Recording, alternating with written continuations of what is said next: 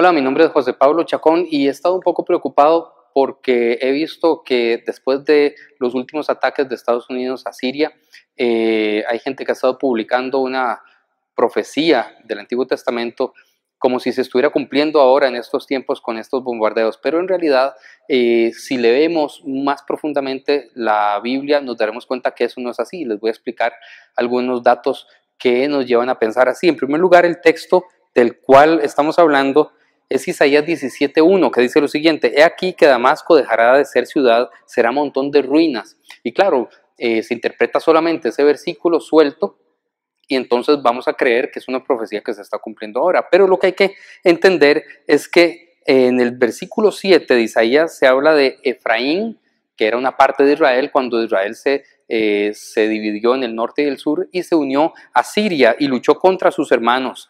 Es decir, aquí estaba pasando algo que era mucho más grande que simplemente un bombardeo, era una alianza. En el 7:2, Isaías 7:2, dice lo siguiente: Siria se ha confederado con Efraín, se han unido. Por eso es que justo 2 versículos después del que se publica como una profecía que se está cumpliendo, aparece también esto en el 17:3.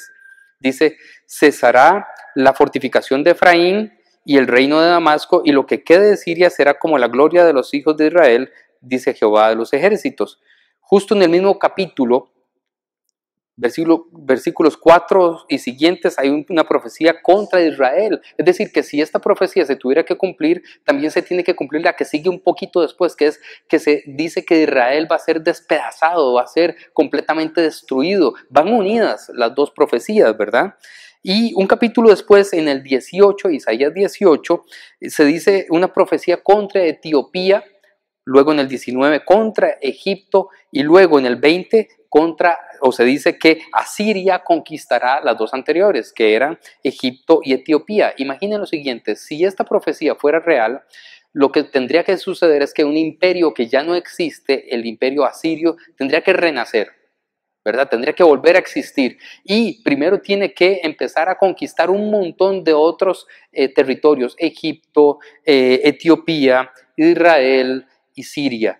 Es decir, sería una cosa que no es ni siquiera posible en términos geográficos y en términos políticos hoy en día. Pero lo más importante es que unos versículos después del texto que se publica hoy, se habla de la destrucción de Israel y nadie está pensando que se vaya a destruir Israel en este momento. Esta profecía se dice incluso en Isaías 7:8 que sucedería 45 o 65 años después de ser dicha, después de ser escrita, después de ser proclamada. Dice en el versículo 8: porque la cabeza de Siria es Damasco y la cabeza de Damasco Rasín, y dentro de 65 años Efraín será quebrantado hasta dejar de ser pueblo. Es decir, esto ya se cumplió, esto ya es una profecía que no debemos esperar porque ya se cumplió hace miles de años y no tenemos que estar sacando de contexto un solo versículo para intentar aplicarlo a algo que está pasando hoy.